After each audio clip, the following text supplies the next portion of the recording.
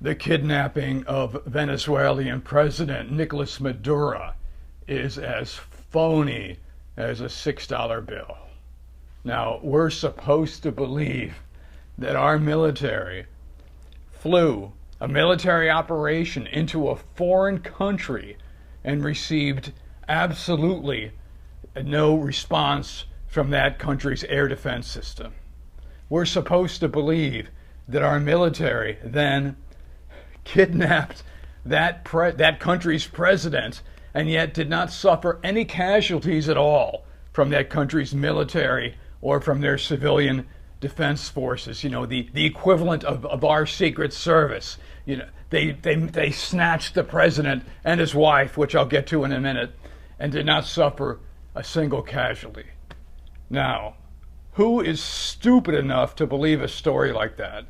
If it were that easy, why did we invade Panama? Why did we invade Iraq? And then about the wife. Since when does our military make it a point to kidnap the wife of a country's leader? It's never happened before. Why now? Why is this wife being kidnapped along with the husband? And then my favorite part of this whole stupid story is the costume changes. All right, when Madura was first photographed, he was on board a military plane wearing a gray sweatsuit. And here's the picture. Now, he's handcuffed, right, and he's blindfolded. And he's wearing this gray sweatsuit. You've probably seen this picture. But then, an hour later, the sweatsuit is off, and he's wearing a gray shirt with a collar on it. You see? And then, an hour later, he lands in New York, and suddenly the gray is all gone. Now he's wearing a white shirt, and he's got a blue sports coat on. And actually, you know what? Actually, before that, here's another photo on the plane where he's dressed. The gray is gone. He's dressed all in white here.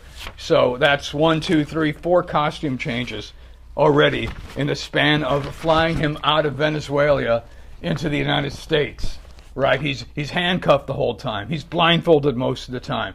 So where are these clothes costumes coming from, and why is he being allowed to change into different outfits? It's ludicrous. Now, if you're wondering why this is happening, some of you may remember that back in 2020, Sidney Powell, remember her? She spoke openly about the Dominion voting machines that were used to steal the 2020 presidential election, that they were based in Venezuela. Now, that's what this is all about, all right? This is about introducing evidence in court, because remember, here's another part of the story. Madura is not being tried by the military. He was handed over to the Justice Department to be tried in a U.S. court. So they want to introduce evidence into court about the stolen 2020 election.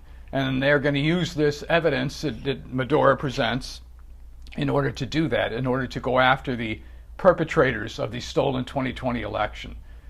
So just so you know, he was kidnapped, but he wasn't really kidnapped. This is a PSYOP, a military intelligence operation, done, with his cooperation. That's why the wife was allowed to come with him. That's part of the deal. The wife has to come with him. They're going to live they're going to live cushy for the next 30 or 40 years until they both die.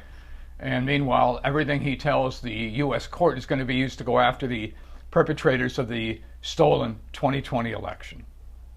Now remember, whenever you see a story like this, one of these media stories, actually anything you see in the media, any story you hear in the media, is a lie. Not some of it, not most of it. All of it is a lie.